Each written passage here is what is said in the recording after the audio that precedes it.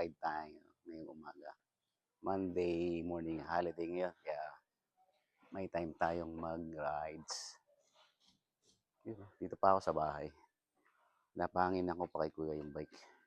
Sa mga friends pala natin na nagtatanong kung saan ako tumutugtog dito sa Santa Cruz. Dito lang sa National Highway. Ayan, no? Yan sa Kuya Akoy's Resto Bar. Yan sa loob niyan. Sarap ulit makabalik tayo sa saddle, no? Kakamiss mag-padyak. Wala nga lang tayong kasama ngayon kasi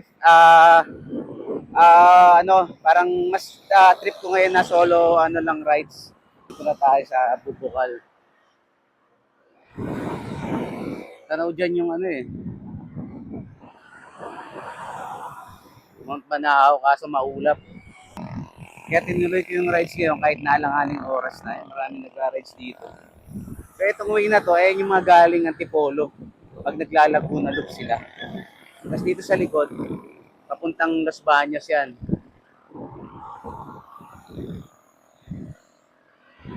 Sarap, oh. Woo! Yun, oh. Wala gaano sasakyan. Chill ride lang tayo.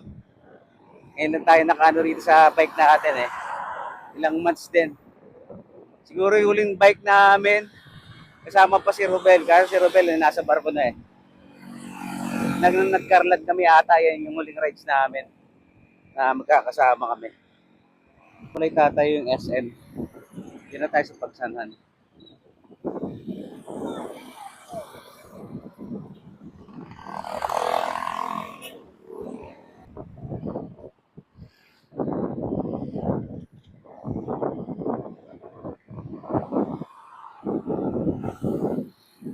Bumalik ako rito. Pasyalan muna natin itong Pagsanhan Public Market. Hindi ko pa naiikot to Kung meron dito, Jetu.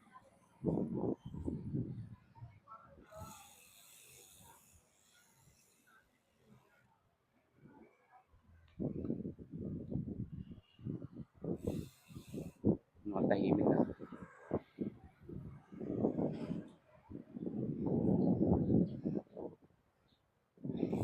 Kaya meron sa loob ng palengke. May something special pa mga binibenta rito.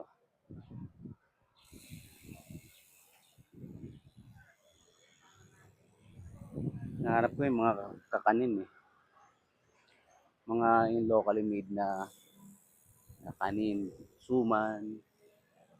Kaso wala rito sa labas. Baka sa loob pa.